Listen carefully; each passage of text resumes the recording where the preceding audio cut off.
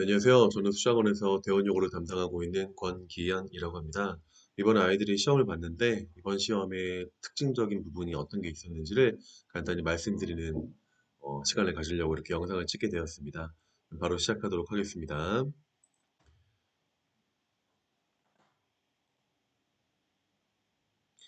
자, 우선 대원 요구 이번 시험의 첫 번째 경향은 문법 개념에 대한 세부 유형 문제라고 보시면 될 것 같아요. 예를 들어 이번 시험에 객관식 5번 같은 경우가 최소 드립상 문제였는데 이제 이런 내용들이 선택지로 나왔거든요. 이제 문제는 저작권상 실을 수가 없고 이제 내용을 간단히 살펴보면 공기가 발음기관의 방해를 받지 않고 나오는 소리는 4개, 발음할 때 입술의 모양을 둥글게 오므리지 않는 소리는 2개, 뭐 이런 식으로 선택지가 나왔는데 이 내용이 대원용 아이들은 알겠지만 학교 프린트에 있던 요 수능 기출 문제를 변형했던 내용이 있었는데 이 예문을 통해서 최소 대립상을 찾는 문제라고 보시면 될 것 같습니다. 근데 이제 여기 그 프린트에 있던 내용은 쉬리, 마루, 구실, 모래, 소리, 구슬, 머루 뭐 이런 예문들이었는데 실제 시험에서는 이 예문보다 좀 더 복잡한 예문들이 그리고 여기 예문보다 한 4개 정도 더 이상 나와서 아이들이 최소 대립상을 찾는데 조금 시간이 걸릴 수밖에 없었고 그래서 학교에서 이 난이도를 높이기 위해서 많은 노력하셨구나라는 것을 확인할 수 있는 문제라고 보시면 될 것 같습니다.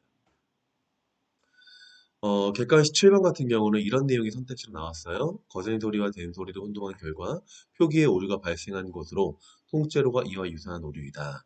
혹은 점호음과 중모음을 혼동하는 결과 표기에 오류가 발생한 것으로 허드렛 일이 유사한 오류이다. 이런 선택지가 나왔는데 자, 이런 내용은 우리 교사형 교과서에서 이렇게 언급된 내용들이거든요. 뭐 통째로가 원래는 통째로가 맞고 널판지는 널판지가 맞다. 이런 식의 의문 변동 시험 범위이긴 하지만 맞춤법을 확인할 수 있는 그런 내용들이 이제 교과서에 있었는데 이 내용을 그대로 출제한 거다라고 보시면 될 것 같아요. 근데 요 예문들 같은 경우도 꽤 까다로웠지만 여기 아래 있는 객관식 12번 같은 경우는 이제 웬, 실망치, 곰곰이, 그릇째 이런 것들이 예문이 나왔는데 예를 들어 곰곰이 같은 경우는 곰곰, 인지, 곰곰, 흰지에 대해서 교과서에 사실 이렇게 제대로 언급된 내용이 없어서 아이들이 좀 어려워했을 법한 그런 맞춤법이라고 보시면 될 것 같아요. 그래서 의문 변동 개념뿐만이 아니라 맞춤법을 통해서도 이번 시험에서는 난이도를 높이려고 했다라고 보시면 될 것 같아요.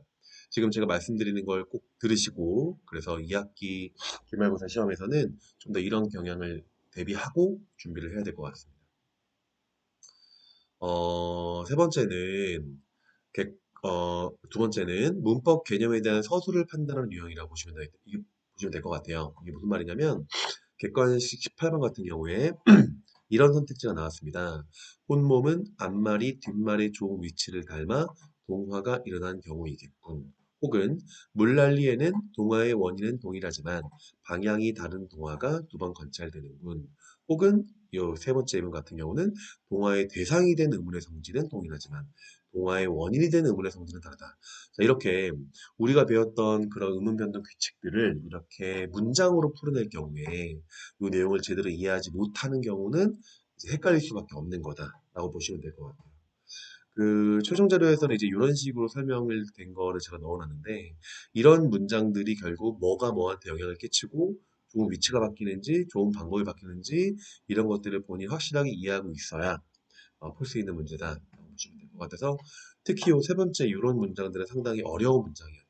그래서 이렇게 출제를 하는 학교가 많지는 않거든요. 그래서 대원 요구가 정말 어렵게 되실 거라고 미리 말씀하셨었는데 정말 그 내용을 그대로 난이도를 그대로 높여서 출제하려셨구나라고 보시면 될 것 같고 실제로 요 솥달 같은 경우는 동화랑 동화라는 개념이 나왔는데 요 솥달은 된소리 대기의 첫 번째 규칙이라서 사실 된소리 대기는 동화라고 볼 수가 없거든요. 그래서 이제 이 문제는 좀 오류가 있었다. 라고 보시면 될 것 같아서 이제 학교에서는 이의 제기를 받아들이셨다고 해서 요거는 좀 잘못된 선택지다.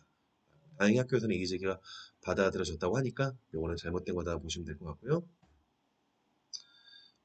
세 번째 같은 경우는 문법 개념의 난이도 높은 사례가 적용됐습니다. 이게 형태소를 분석하는 문제였는데 객관식 19번 같은 경우는 자, 이런 문장이 형태소 분석으로 나왔습니다.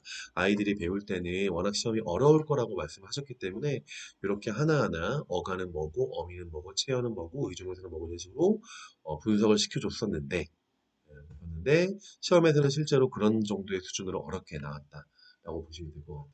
근데 또 특징적인 점은 최대한 난이도 높이기 위해서 학교에서는 멀리바 같은 경우에 멀리 같은 경우는 형태소 분석이 멀 끊고 리인데 이 리가 접사거든요. 사실 아이들이 접사를 아직 이번 시험 범위에 들어가지 않았기 때문에 조금 이 접사를 형태소 분석하는 게 조금은 까다로울 수 있었다. 그래서 이런 형태소 분석 문제도 음, 그러니까 대원요구 시험은 시험 범위 들어가는 내용과 더불어 기말고사에서도 이제 단어나 문장이 들어가겠지만 문법 전반의 지식을 갖추지 않으면 좀 어려운 문제들이 많습니다. 그래서 기말고사 때는 이 정도만큼 어렵게 되시지 않겠지만 어쨌든 문법 전반의 지식을 쌓아가는 거를 목표로 삼고 기말고사를 준비하면 좋은 결과가 있을 것 같고요.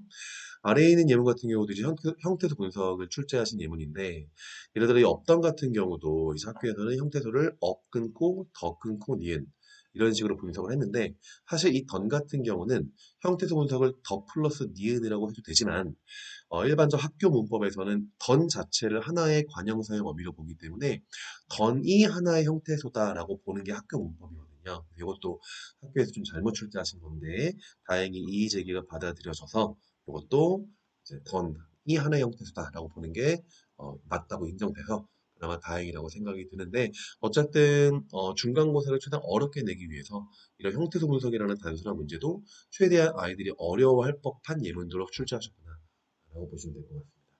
이렇게 세 가지가 이번 대원영어 문법 시험의 가장 큰 특징이고요. 그 난이도가 많이 어려워졌어요. 학교에서 미리 예고를 하셨겠지만 실제 시험장에서 알고 갔어도 너무 헷갈릴 만한 내용들이 많아서 문제 푸느라 고생이 많았을 텐데 기말고사는 아마 이 정도로 어렵게 나오진 않겠지만 어, 그래도 어려운 난이도의 수준은 유지가 될 거라고 보기 때문에 아까도 말씀드렸지만 문법 전반의 지식을 쌓는 거를 목표로 삼고 기말고사를 준비하면 좀 더 결과가 좋지 않을까 이런 생각을 해봅니다. 오늘 영상은 여기까지 하겠습니다. 감사합니다.